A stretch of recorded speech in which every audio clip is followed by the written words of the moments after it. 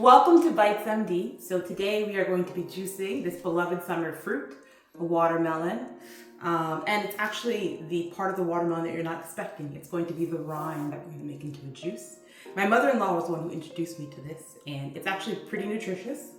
So the outside of the watermelon contains vitamins A and C, very similar to the inside, and these are great antioxidants. The other thing that the outside contains is more fiber and less sugar than the inside.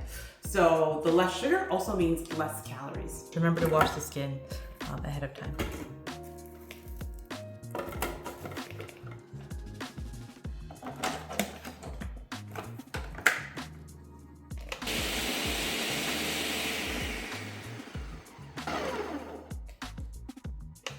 So because we don't have a juicer, we're doing it the old-fashioned way.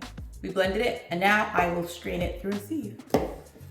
And so now we're taking the blended rind pieces and we're putting it into this nice little sieve.